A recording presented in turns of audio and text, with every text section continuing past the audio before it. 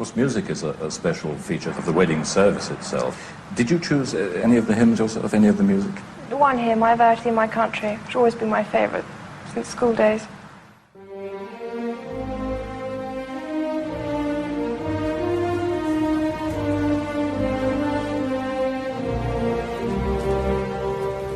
In September 1997, Britain was convulsed by an unprecedented outpouring of grief. It marked the final act in a public life of exceptional drama, which for nearly 2 decades had enthralled the entire planet. Now, many years after Princess Diana's death, it's sometimes hard to remember just how extraordinary, intense, and turbulent those years were. So today, we are going to relive those years through archive footage of the period, much of it rarely seen before. And in this series of programmes, we'll also be playing music of the times, most of it from Princess Diana's own personal collection of favourites. We'll be throwing new light on many aspects of her story, and we'll also be trying to answer a question that hasn't really been asked before. What was it all about? Was Princess Diana actually important, or simply a beautiful woman who happened to be the mother of a future king?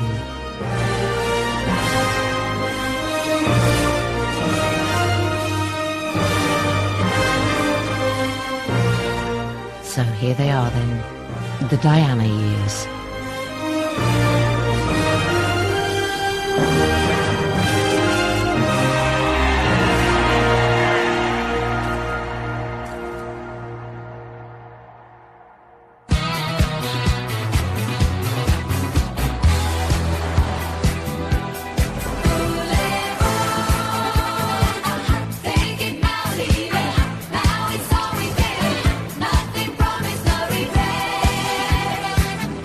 The fairy tale began in 1980.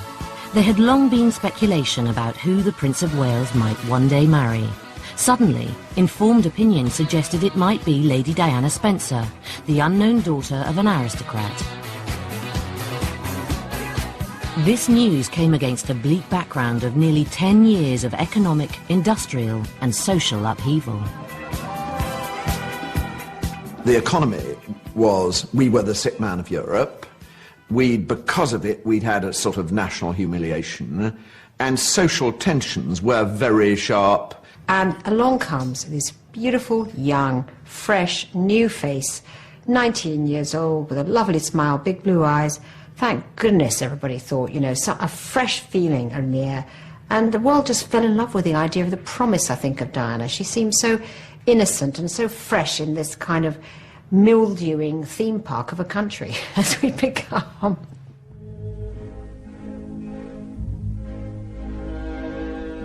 Well, the Spencers are an old grand family of the aristocracy, and in fact her ancestors were involved in changing the dynasty from the Stuarts to the Hanoverians, or rather William of Orange. The Spencer family are a formidable family in this country. They've got these vast estates in Northamptonshire and Althorp. They own a number of paintings that would, if we had one of them and flogged it, it would get us out of all our troubles. Many of Diana's relations were courtiers or friends of royalty. Before he inherited his earldom, Diana's father actually lived with his family on the royal estate at Sandringham, and they apparently had ambitions to be even closer to their royal neighbours. I believe the Spencers, for some considerable time, had thought, I don't know why we're just serving this lot, why aren't we actually getting involved with them? At 19, Lady Diana went up to London and began working as a children's nanny. I wanted to teach children, and they said, why not come along? So I first started off doing afternoons, and then I took over the mornings and did whole days. Apart from being aristocratic, Lady Diana had one other invaluable qualification. Diana, leading up to the engagement, had never really had a boyfriend. She'd only just started to live on her own. She'd led a very closeted life as the daughter of an aristocratic family. And she wasn't a lady of the world. She was very naive, and she was what the royal family were looking for. She was the archetypal virgin. Is there any possibility of any announcement of your marriage in the near future? Can you tell me? Can you tell me if there's any possibility? I'm not going to say anything. Right, but Prince Charles did give us a hint himself. He said we wouldn't have to wait too long. He said we wouldn't have to wait too long. Was he completely off theme? Was he? Sorry. Was he completely off theme when he said we wouldn't have to wait too long? No. By late 1980, reporting on whether the romance was on or off reached fever pitch. This evening, Prince Charles accompanied the Queen Mother at a special royal variety performance at the London Palladium in honour of her 80th birthday. Lady Diana wasn't there.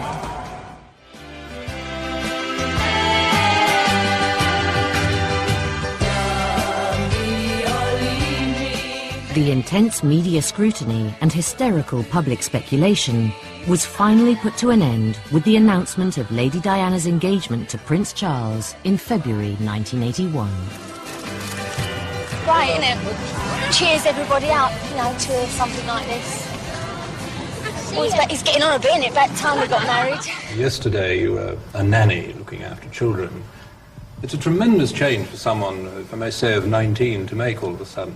It is, but I've had a small run out to it all in the last 6 months. And next to Prince Charles and I can't go wrong. He's there with me. Why have you come here today? To try and get a glimpse of Diana and Charles. Because I think she's just the right person for him. I'm amazed that she's been brave enough to take me on. And I suppose in love. Of course. Whatever in love means. Well, it put your own interpretation. Obviously means two very happy people. Yes. Once again, congratulations. Well, from us, congratulations. I understand that Prince Charles actually asked you for your daughter's hand. Yes, he did. Very nicely. Very nicely. And he said, rather surprisingly, she agreed to marry me, he said. It's an unknown world for her, but I'm sure she can cope and learn very quickly. But how well would she cope?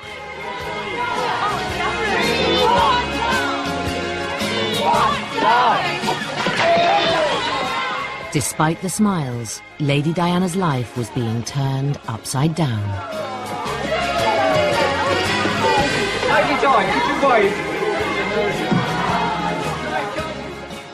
There was Diana living in a flat in London with her girlfriends and leading an ordinary kind of social life. Second the announcement was made, bang, she was out of there. She's whisked out of that and stuck into Buckingham Palace, which is probably the most uncosy building.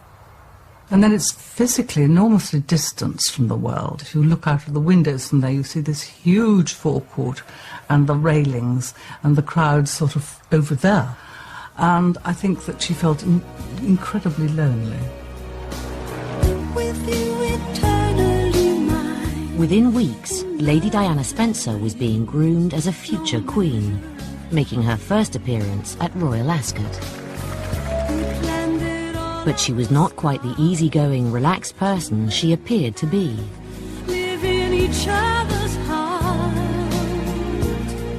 Her childhood had been deeply troubled. She did have a very tough childhood.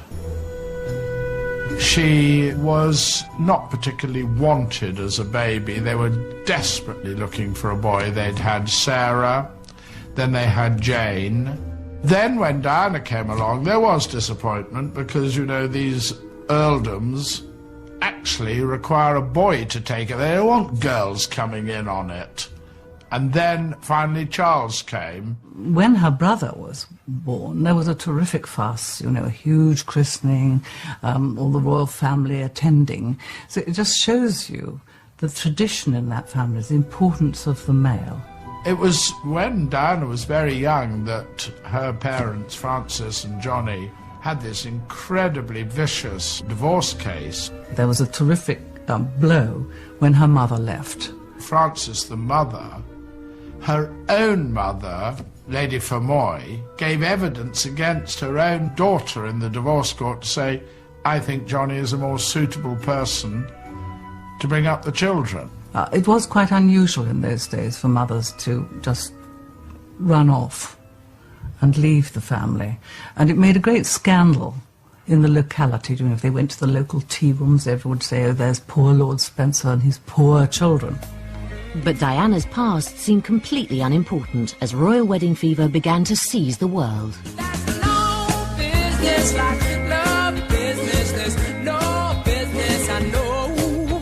The royal marriage was set for the 29th of July, 1981. Amidst all the economic gloom of the early 80s, this new British industry managed to cheer everyone up. The whole world went crazy. Already this week, I think there have been 25,000 letters, and it's averaged 15,000 letters for the last 4 weeks. And I think roughly since we got engaged, there's been about 100,000 letters. I'm sure you've been able to look at some of it yourselves. Is there anything that's particularly touched you? Well, for me, all the things that come from children who've obviously spent hours of work on paintings, pictures, cards, anything like that, and things they've baked at home. It's wonderful. Baked? Oh, yes. Have you had cakes? Yes. There's so many Smarties, you can hardly see what it is. And it's lovely. Really nice. You had a very special collage from the children at the kindergarten. Yes, I collected it last Friday when I went to the end-of-term party, which I ended up being battered and bruised, and there's so many children crawling on top of me. What does it actually show on the collage? Well, it's the firework display that's going to happen on Tuesday, the one I'm not going to. Why is that? Because I'm going to be tucked up in bed, I think, early night. Not allowed to see me anyway the night before. Well, no. Well, even by the light of an exploding firework. You're going to have time for the private life, for making a home. You're the one with the domestic Are you looking forward responsibilities. to making a home at Highgrove, for example? Oh, yes, very much so. Looking forward to being a good wife. Diana was really absolutely caught in a dream about marrying Charles. I mean, all her friends of that period say that she was really in the grip of this dream. It was almost as if the dream of marrying Prince Charles had replaced all this sort of unhappiness of her childhood. It was what she hung on to as her romantic escape. A prince was going to come along and take her away from all this, literally. And behind the walls of a castle, she was going to be protected and in a situation where she could never be let down or divorced. And it's, of course, tragic that it was the reverse, but that was her dream. But with only 4 days to go to the wedding, there were ominous signs that this might not turn out to be quite the fairy tale everyone hoped for. From the very beginning of her public life, Lady Diana was under tremendous pressure. She saw all the press around her, all the television crews from all around the world. Probably went through her mind about the big day next Wednesday. It's also her third public engagement in 2 days. And I just think she was surrounded, she felt claustrophobic, and she felt she had to move. And when she got to the car, I think she felt she'd made the wrong mistake, and then she got a bit emotional. And I think all this adds up to a certain amount of strain each time. And it told eventually. Hardly surprising. And so I would only hope that after we get married, it'll be a bit easier to come to a polo match without this kind of, intensity of interest. 400,000 tourists in London for the royal wedding. Many tours of London now take in new sights, like the nursery school where Lady Diana once taught, and Emmanuel's, headquarters of the team designing her wedding dress. Blinds drawn so that people can't take a photograph of what's happening inside. With only days to go now, excitement reached fever pitch. News of Lady Diana's visit spread quickly. Lady Sarah Spencer was there to give a sister's opinion of the wedding dress. It's been slightly altered. The crowd saw that, like most brides, Lady Diana has lost weight as the day approaches.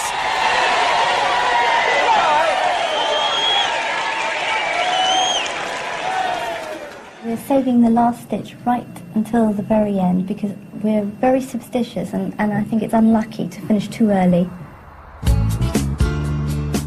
As the last 48 hours approached, rehearsals for the big day reached their climax. Security preparations for the huge crowd expected were particularly tight, following the firing of a blank pistol at the Queen the month before.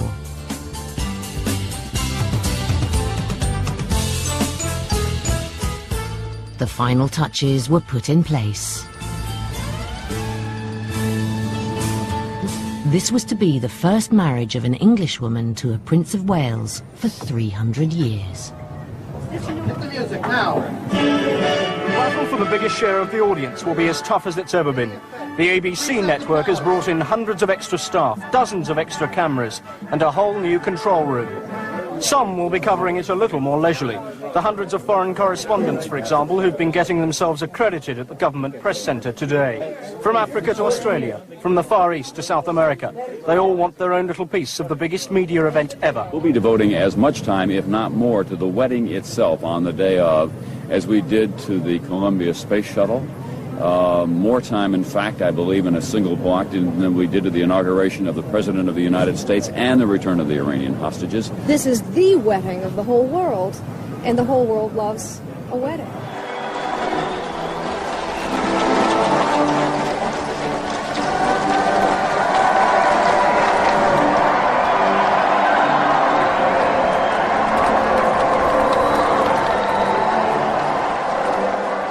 The wedding of Prince Charles and Lady Diana Spencer was watched by an estimated 850 million people in 75 different countries.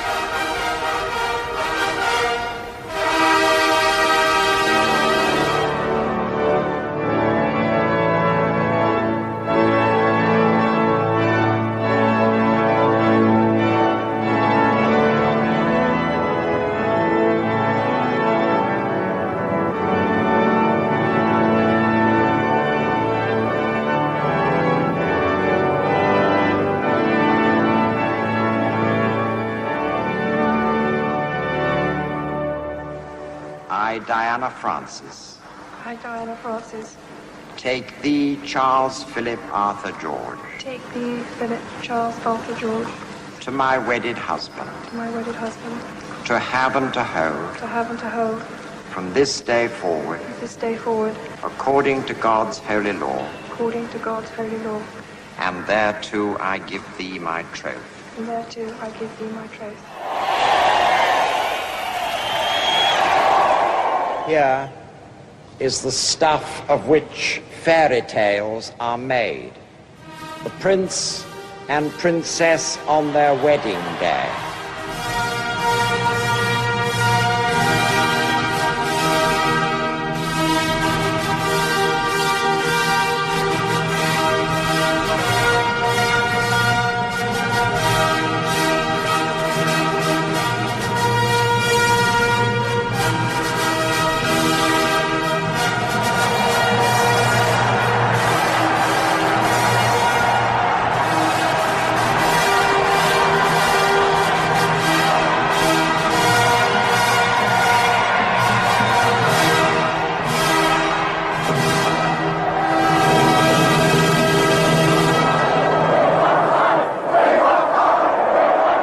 The Archbishop of Canterbury had described this wedding as the stuff of fairy tales. And so indeed it appeared. With a single kiss, the future of the British monarchy seemed secure.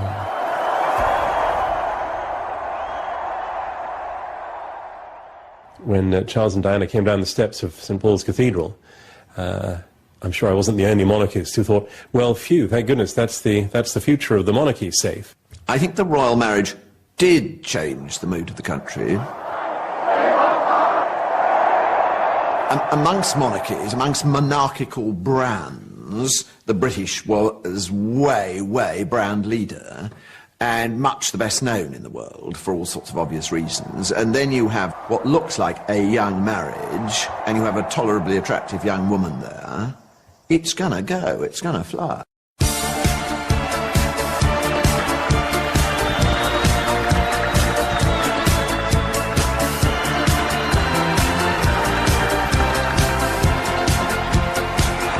small travelling escort. And a notice, like everybody has to endure, just married.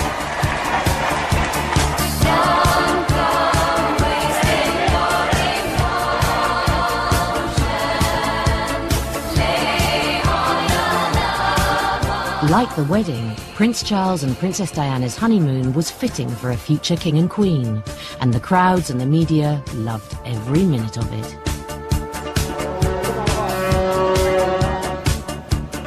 The Egyptian president was having dinner with the prince and princess. The royal barge collected Mr. and Mrs. Sadat. While they sat down to dinner, the medley of very British tunes floated out over the Suez Canal.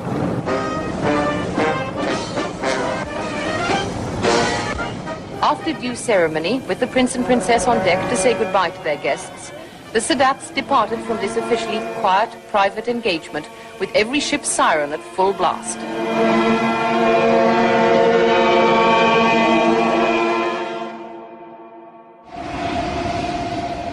The VC-10 came in just 30 seconds ahead of schedule after its 6-hour flight from the Red Sea to the rather grey and chilly Scottish afternoon. As the royal couple continued their honeymoon at Balmoral, the fairy tale marriage appeared to have got off to a fairy tale start. But in private, Princess Diana was still feeling stressed, and there were already problems emerging. As the royal couple paraded and posed for the cameras, the press could never have guessed that behind the smiles, Princess Diana was having a pretty miserable time. This is how she later described it.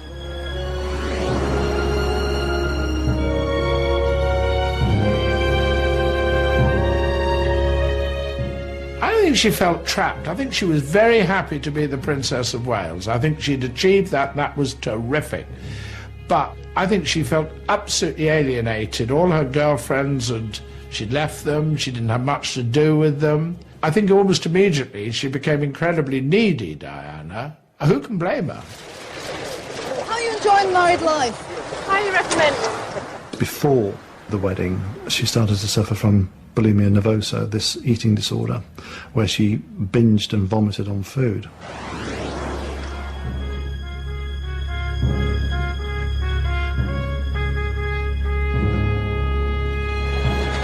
Have you cooked a breakfast yet? I gave you breakfast.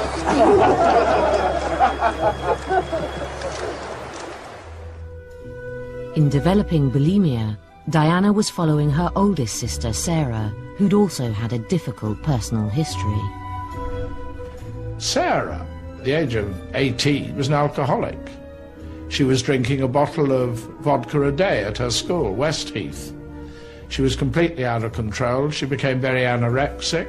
She went down to about 5 stone 8, and she had huge problems. Diana, you can see that before the wedding, she was this rosy-cheeked young girl, very kind of English in that pear-shaped way.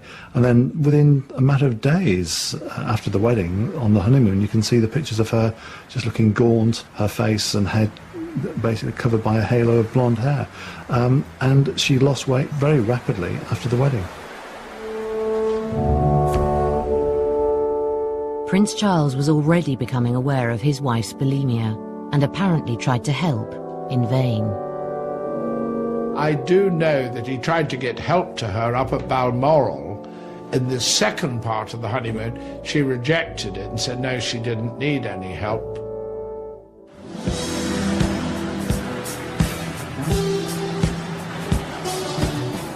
Soon after the honeymoon, Princess Diana was back in London and became a client of the famous fashion designer Bruce Oldfield. What was very interesting was what a thin young girl she was. Because, 1 month before the wedding, she'd been quite ample, big bosom, rosy-cheeked. 1 month later, coming down from Balmoral, she was quite slim. She was, the bust was smaller, the face was thinner. She was quite different. I mean, quite a metamorphosis, even in just a short period of time. We all noticed that.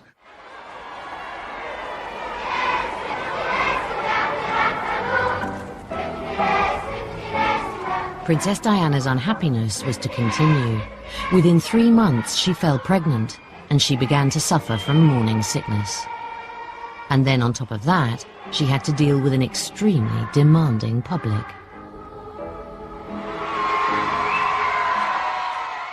Not only did she have a new marriage to contend with, within just a few months of being married to Prince Charles, she was pregnant.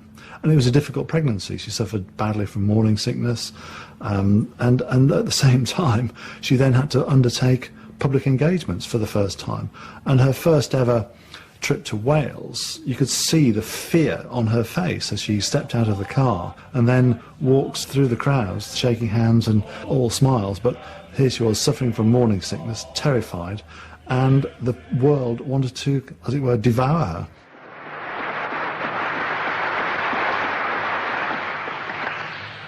I am extremely grateful to you, Lord Mayor, and to the City Council, and to the City of Cardiff, for granting me the freedom of the city. I realise it is a very great honour, and I am most grateful. I would like to try to express my thanks to you in Welsh, also. Mae'n blesar cael dod e Gymru, hoffwn ddod eto yn fuan. Diolch yn fawr. Princess Diana later described that Welsh trip in these words.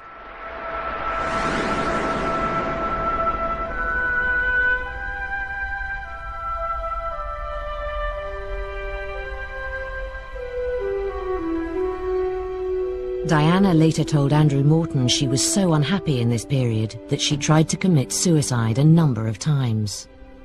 The royal family are not a touchy-feely family, and they found it very difficult to cope with this girl who was crying, who was leaving the table to be sick, who was continually agitated. And there were several occasions where she made these kind of half-hearted suicide attempts. Probably the most famous is when she threw herself down the stairs at Sandringham while she was pregnant with Prince William.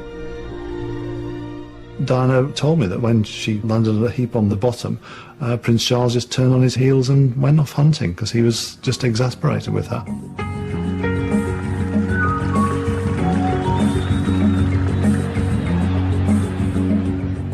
It would be a mistake, however, to think that everything in the early years of the royal marriage was all gloom and doom. It seems clear that at least early on, Prince Charles was genuinely attracted to Diana, and there were certainly many happy moments. At that time, everybody was saying, good luck, and I hope everything goes well, and how lucky you are to be engaged to such a lovely lady. And my goodness, I was lucky enough to marry her.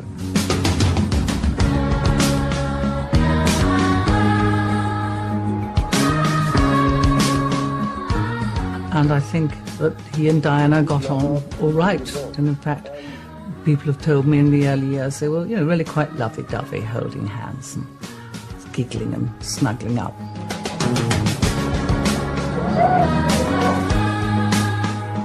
Even when they went on honeymoon, there are photographs of him with his hand on her bottom. When they went out on engagement together, he couldn't keep his hands off her. So yeah, they were genuinely in love with each other.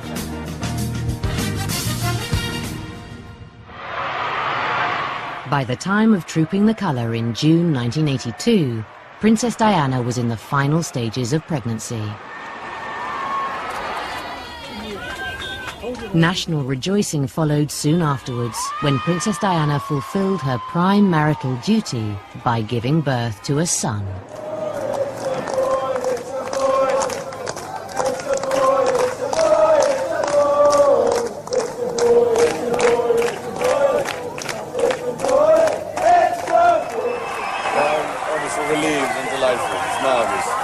It's rather a grown-up thing, I find.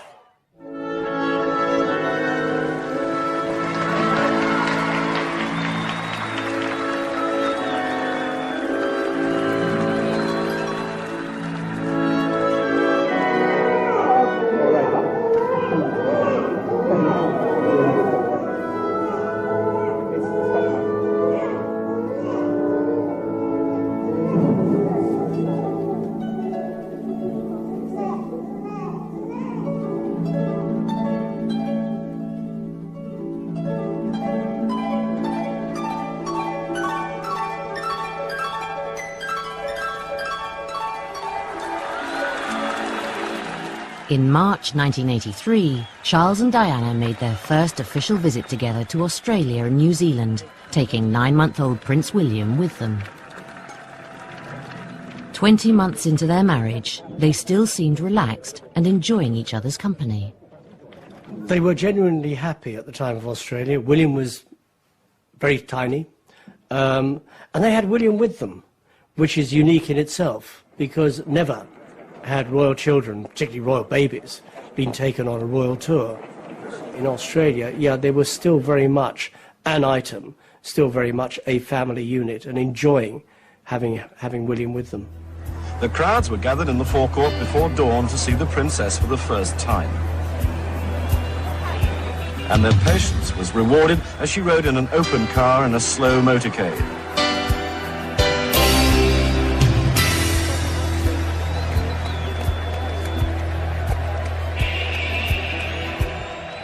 Today we have two very special guests in the studio, their Royal Highnesses, the Prince and Princess of Wales. Your Royal Highnesses, may I first welcome both of you to the school.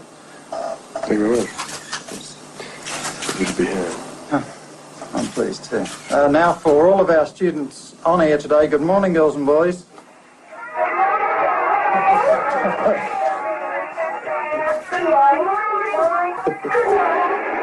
Does Prince William have a favourite toy? Jamie, he loves his koala bear he's got. But he hasn't got anything particular. He just likes something with a bit of noise. Plastic whale which throws things out the top. He got a plastic whale that throws things out the top, little balls.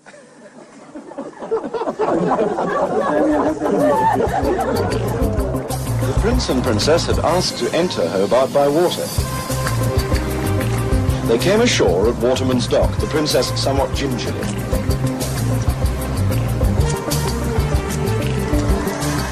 At the local school, the Prince admitted to courting popularity. Looking at you all, we thought, my wife and I, that you were in bad need of an extra day off.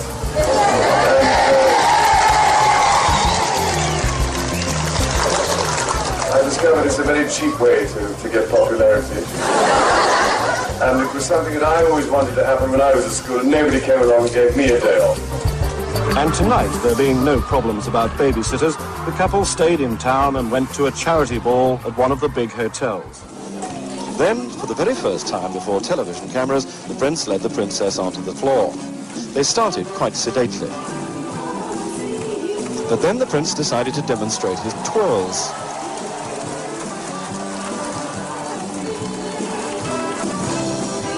If he'd had a number on his back, it would have been like come dancing.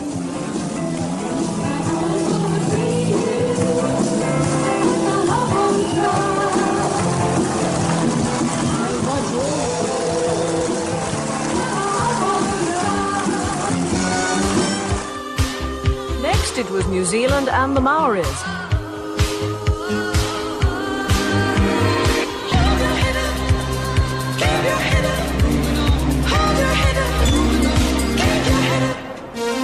But my wife has proved, apart from anything else, that she is as good as the next woman at the art of hunging. Both our noses will carry many memories of this particular tour to New Zealand.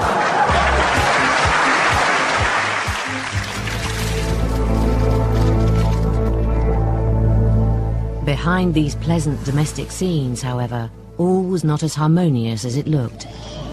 A new problem was emerging. I suppose that he felt that he was the star of the show as the Prince of Wales, as the future king, and that his wife should really, in terms of the Windsor Road show, should occupy second billing. But it was quite clearly apparent that she was the star, the superstar. As the Australasian tour drew to a close, it was already clear that Princess Diana was becoming much more popular with the crowds than her husband. This became the source of a new tension between them. Well, Prince Charles did quite soon become rather irritated and jealous of Diana.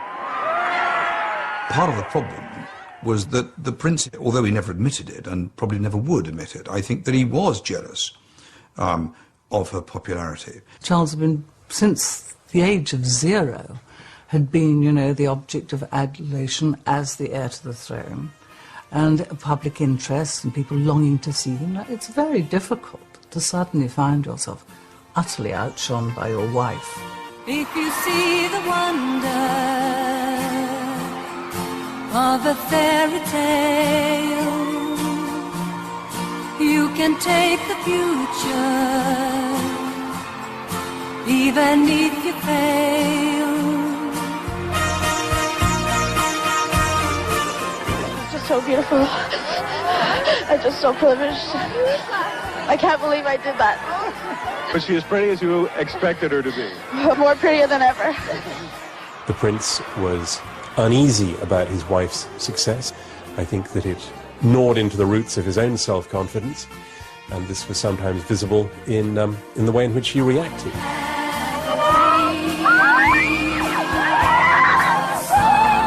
I think you have to have some sympathy with him. How would you have liked people sort of waving big ear masks and groaning when you got out on their side and saying, come over here, die, and all that? You know, it's difficult. You got something I don't know, but I'll know that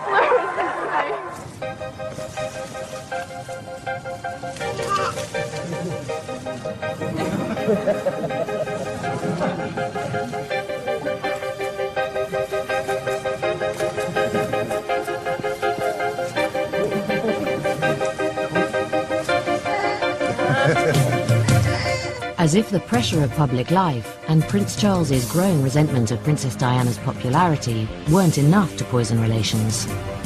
There was another critical factor.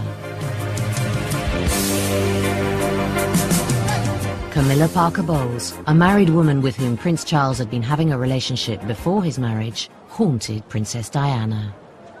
It gradually dawned on her after the engagement that there was somebody else who, as it were, shared a suite of rooms in his heart, and that person was Camilla Parker Bowles. Well, I think she was worried after they were engaged, and I think she rather held back in a way about the idea of marriage. She panicked a bit, and certainly before the marriage she would try and probe the courtiers and officials at Buckingham Palace, you know, what is this about Camilla Parker Bowles? And she knew that Camilla had been very much around.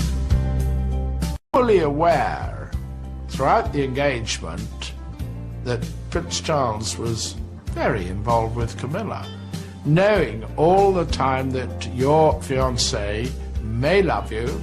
I suppose he told her that he loved her, although, you know, having made the comment about whatever love means, you have to even wonder whether he did that. But certainly she would be aware throughout that Charles was mentally, if not physically, involved with Camilla. I mean, to the extent that they were speaking all the time on the phone, and he carried photos of her, he was sending her presents. That, for a young bride-to-be, is, I imagine, horrific.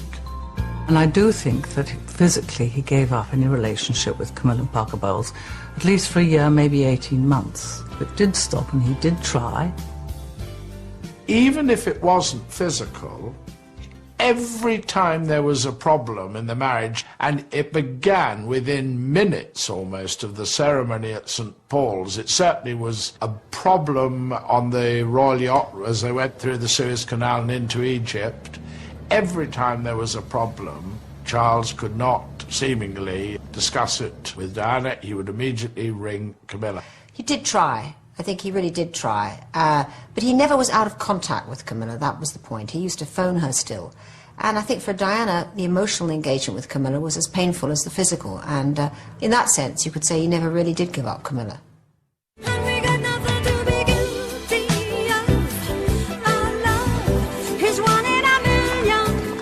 Perhaps because of the growing estrangement between the royal couple, by 1984, Princess Diana was beginning to appear more frequently on her own. By this time, it seems highly likely that Prince Charles had indeed resumed his relationship with Camilla Parker Bowles, though there are many theories about exactly when it happened. Princess Diana herself implied that Prince Charles went back to Camilla Parker Bowles in 1984, about 3 years into their marriage. Whatever the truth, By now, the couple was drifting apart, and the marriage was in serious trouble. When things started to get a bit difficult, then I think the friends sort of propelled Camilla back in there, and I would have thought Camilla was always in his mind. Whatever else about his relationship with Camilla Parker Bowles, it did seem to be something which he needed, and which gave him, and for all I know continues to give him, enormous emotional strength.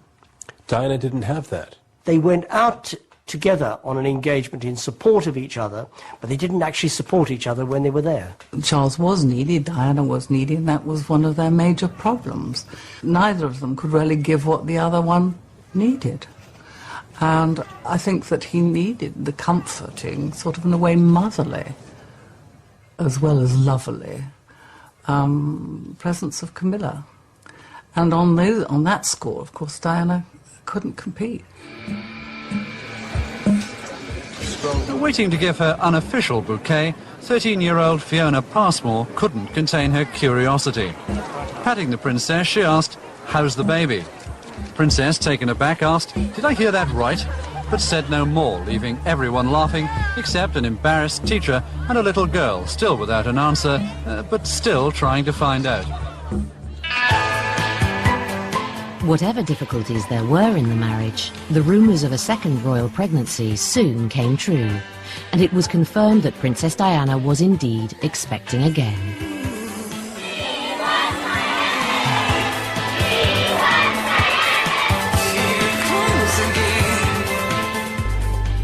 Hello, my friend, hello. It's good to meet you so. As Princess Diana moved into the late stages of her second pregnancy, she and Prince Charles were still giving the world the impression of an idyllic couple. But in private, the birth of Prince Harry was to mark a vital turning point. Like any father, Prince Charles was keen to introduce his two sons to each other at the first opportunity. And so it was that Prince William was led by the hand back to the room where he was born 2 years ago. It was the birth of Prince Harry that, according to Princess Diana, marked the moment when her marriage effectively died, as she told Andrew Morton.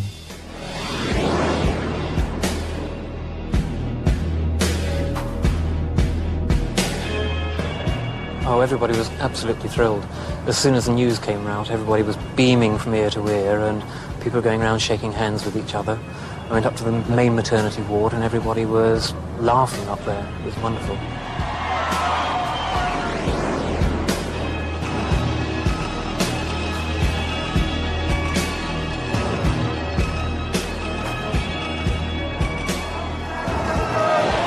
The princess looked happy, relaxed, and well recovered from her labour.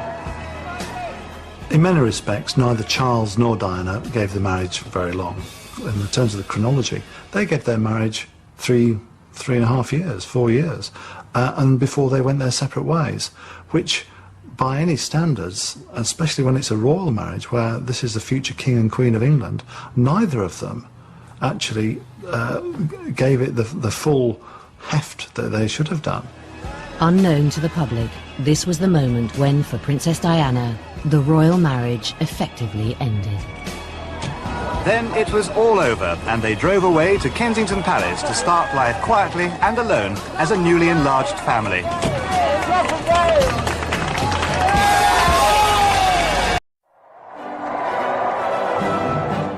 The royal wedding of 1981 seized the imagination of the whole world. She was what the royal family were looking for. She was the archetypal virgin. With the birth of Prince William, the future of the monarchy seemed secure. Does Prince William have a favourite toy? He loves his koala bear he's got. But behind the scenes, Princess Diana was finding public life a strain. She started to suffer from bulimia nervosa, this eating disorder. Prince Charles became jealous of her immense popularity. And the shadow of his former mistress, Camilla Parker Bowles, loomed large. Although the public had no idea, by the time Prince Harry was born in 1984, Diana felt the royal marriage was over in all but name. And they drove away to Kensington Palace to start life quietly and alone as a newly enlarged family. In April 1985, Prince Charles and Princess Diana made an official visit to Italy. It was unusually long for a foreign tour. It lasted 17 days and included many of Italy's most famous sites. You saw me standing by the wall. As she had done on previous foreign visits, Princess Diana pulled in huge crowds and captivated them with her charm. But this only intensified Prince Charles's feelings of jealousy. They went to a private lunch on an island on Lake Maggiore, the appropriately named Isola Bella. But what is remarkable about the royal couple is not perhaps that the marriage turned out to be unhappy for them both, but that they soldiered on enduring their private difficulties for an extraordinarily long time.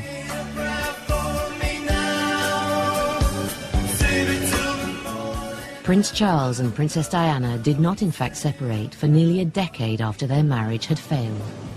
Prince Charles obviously was trained to go about his duties as though nothing was wrong. I mean, that's part of his background, his upbringing. And Diana had, after all, also an aristocratic, dutiful background and a certain amount of pride, and I think that they didn't want to show what was wrong. I gather in private it was not very good, and there'll be screaming rows and chucking things and all that.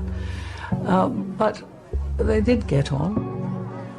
Next to an even earlier building, the Pantheon, which the Emperor Hadrian was already restoring in AD 120. There were times when I really wasn't sure if she was going to be able to do it. And over again, I was amazed at how she was able to pull herself together, put on the public mask. Inevitably, a walkabout followed. For these two, that is the price of their tourism. They did conceal the big problems in the marriage. I remember Vic Chapman was their press secretary at the time, and he was really, he'd been an ex-Canadian big guy, football player, and he was very, said, James, there's not a problem. The only problem is people like you. Okay, fine, Vic. But they more or less lied. But the visit to the Vatican went ahead in some splendor as the slow-paced royal procession made its way to the Pope's study. And they were doing the double act. They'd learnt the script, so they'd thrown the script away, and they were doing it, and everybody thought, you know, great couple. They're doing all the right things. They're schmoozing and pumping the right flesh. But things certainly had deteriorated between the two of them, and they weren't getting any better. But they were still putting on a brave face in public because they knew they had a public duty, and they knew that the public were watching them through the eyes of the media. And we thought you might like the bead, the venerable bead, ecclesiastical history of England. Yes. Which you probably know very well already. A great personality of the common church, of the universal church. We are venerating him still. Tonight, on board Britannia, both the Prince and Princess talked of their impressions of the 2.5-week tour of Italy. They made us feel so much at home, and it's the most beautiful place. I think Florence has been particularly impressive. You've got something to say. Mio marito ed io siamo molto felici di essere qui. Work that out. Salute. Charles and Diana kept up appearances for the sake of the monarchy, of course, but also for their children. Whatever their private differences, Charles and Diana were always loving and devoted parents. But given her rejection by Prince Charles, it was important now for Princess Diana to secure her position. And as Britannia sailed away, she also craved public approval to compensate for her private loneliness. Who's that girl One way to shore up her position and also gain praise was to promote British fashion. She had long excited interest in what she wore. Now she was going to show that as Britain's leading fashion icon, she could take on Hollywood and beat it at its own game. We did a ball, and the princess wanted to be in a really razzle-dazzle dress, and I designed this sort of pleated lame dress with huge, enormous, great shoulders. Oh, and Joan Collins, of course, was there. Well, my memories are, one of them is that I had the worst hairstyle ever. I was knocked out by the way she looked. She was very, very tall, very blonde, very piercing, beautiful blue eyes. And of course, I was doing this TV show called Dynasty, and we used to copy her clothes, because I had to wear endless outfits, and we used to see pictures of her in Hello or in the Daily Mail, and I'd say, this is a good outfit, this would be good for the scene that we have to do next week. She got labelled the next day as Dynasty Di. I mean, the Queen of Hollywood meets the Princess of Wales. Despite any appearance to the contrary, though, Princess Diana actually took a business-like approach to how she dressed and did not indulge in fashion for its own sake or purely for her own pleasure.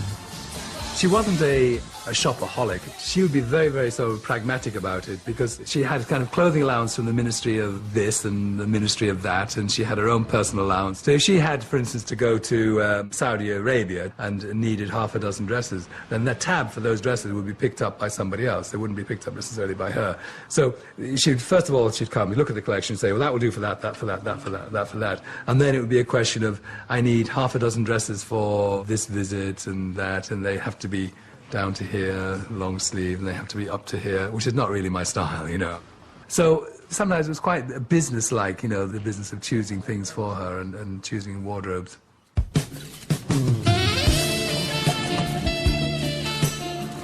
She was a very, very beautiful woman, and she had a very good figure, and she had the height, so it'd be great, you know, it was always good to sort of emphasize her, because she didn't have the smallest waist. She was a bit straight. She's a bit... Because people have this image of Diana as being perfect, but I mean, she wasn't perfect. She wasn't classically beautiful, you know, I mean, if you wanted to really pull her face to bits, you could. But, you know, all in all, you know, taking all the package together, she was a stunner.